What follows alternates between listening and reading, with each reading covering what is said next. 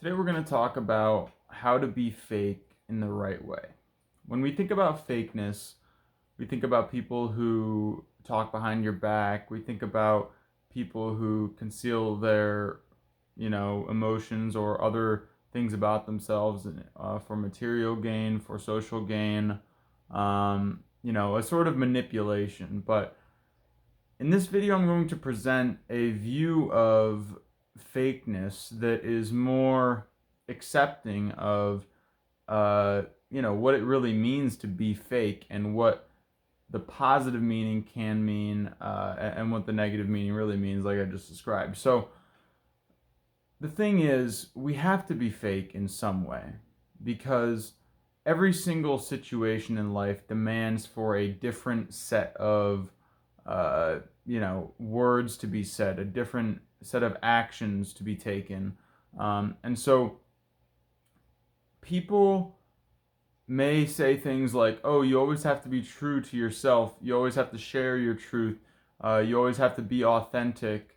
And I take a different perspective on this because if I were truly always authentic or speaking my truth, etc., I believe that there would be a host of negative things, whether that's social, economic, or other consequences that come along with that, that wouldn't be beneficial to my life.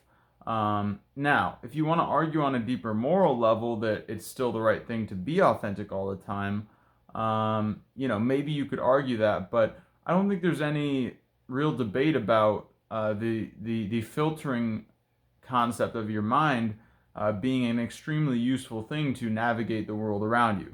And this is what this channel is really about. It's about navigating this crazy world that we live in and doing so in a way that's going to produce, a prosperous environment for you, a peaceful mental life, and positive relationships, right? And so let's just run through a couple examples as to how this can be positively applied as it relates to relationships. So any sort of relationship, whether it's a friendship or a romantic relationship, is going to be founded on trust. That is my basic concept. And so trust, I don't know exactly how to define it. You can look up on the web, but I would say it's this comfort level that people get with each other because they start to recognize who the other person is at their core. And so even if you don't know anything about another person, usually within a very short time of meeting them, you can sense if they're good or evil, especially if your intuitive senses are on track. And so what we're concerned with, that's a whole other discussion of how to exude that presence in your being, and that's an extremely useful thing in every aspect of life that I've outlined. But when it comes to the relationships, right, you want to present, if you're first meeting somebody, say, you want to present something that's going to be malleable, something that's going to fit the puzzle together, because that's how you move forward. It's a sequence, okay? And so if you go in guns a-blazing, for example, to a social event or to a party, you're going to throw people off. This is just how it works, all right? And maybe you're the kind of person who says, I don't care if I throw people off. Well, I really think that all of us want at our core to get along well and to care for each other. And so regardless of what your opinions are of certain current events, of pharmaceutical companies, of drugs and alcohol, letting the opinions drive the way that you're sharing and having that be your truth, rather than having the idea that I'm here to communicate in a loving way and share positive information with this person, that's going to be a big difference. And you got to recognize that, because if we're returning to the fakeness concept now, it's really, the good part of fakeness is allowing yourself to utilize everything that you've gained in life, whether that's through books, media, video games, whatever. Everything is a potential source of inspiration for an interaction with another person if you're building a relationship. And so by allowing yourself to draw on all of those sources, you aren't being fake because you're concealing certain things. You're always concealing something. You can never be omnipresent in terms of, your being. That's something far beyond just this material plane, right? You got to go one step at a time, and so you got to choose what side of yourself you're going to present. And so that's the basic relationships. Now let's give another side of this. I've been coaching youth sports. All right, I have to be extremely filtered. So there's different environments that are going to demand different filters.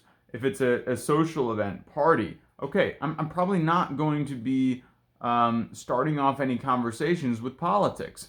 Meanwhile, if I'm with my close friend, or there's something crazy that just happened and we know each other well, we can dive deep into a certain topic and be on the same level with each other and share positive vibrations, right?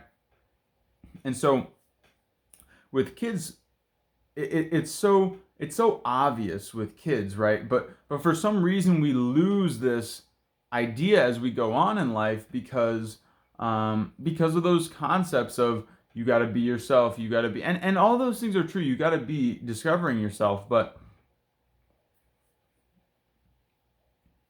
it's a much deeper process of discovery. And when you start to realign yourself to take advantage of situations as they're given to you and adjust yourself based on who's around you, you're going to start to gain whatever you can gain from that situation and then move on, okay? Rather than making a mess of the situation, then you're thinking about it all, if you're an anxious person like I am, or I used to be. I like to speak. I am not. You got to keep that in the present tense. Of course, I experience anxiety from time to time. I think we all do, some more than others, of course. But I'm sorry, I'm getting off track with the kids. So, you're not going to talk some deep, economic concept with kids or the current events political situation. You got to choose the food you're feeding, all right? And so bringing this all around to the concept of fakeness, you got to learn to distinguish among people using your intuition. So if you walk into a room, identify the people that are measured, all right? Identify the people that are sort of careful in the way they communicate, but also open in a good way. That's how you know you're dealing with a good communicator, a person that you want to share with, because those are the people that are going to generally have open minds. Now, the people that are blurting all their stuff out, they generally have very closed minds. So you rarely want to really deal with them too much because it's going to end up being an echo chamber. So if you really want true growth, you're going to have to find people that sort of stretch your own boundaries and that are willing to share in a positive way, and willing to be fake, They're willing to just be a strategizer, and then once things start to move along, then you can go deeper and deeper with those people. But bringing this all around again in terms of a societal, like a structuring your family, structuring your tribe kind of thing, I think we have to be more mindful of defending ourselves in terms of the energetic frequencies that we share with other people, because whenever somebody's thinking a negative thing about you, that's a vibration being sent out into the universe, and everything is all here all at once. Nothing is ever created or destroyed, all right? And thoughts are extremely powerful forms of energy. So when you think about your own energetic health and spiritual health, you have to be considering a level of fakeness that you have to bring out into the world in order to protect yourself. Okay, keep your armor on. If you go out blurting everything, not only are people not really going to want to deal with you, but they're going to start sending negative energy your way. All right, and so trust me, I've been there. You ask anybody that really knows me, I have been the biggest asshole, the biggest debater, the biggest yeller. Just like mostly done out of honesty. In terms of being authentic, but just an aggressive guy, okay?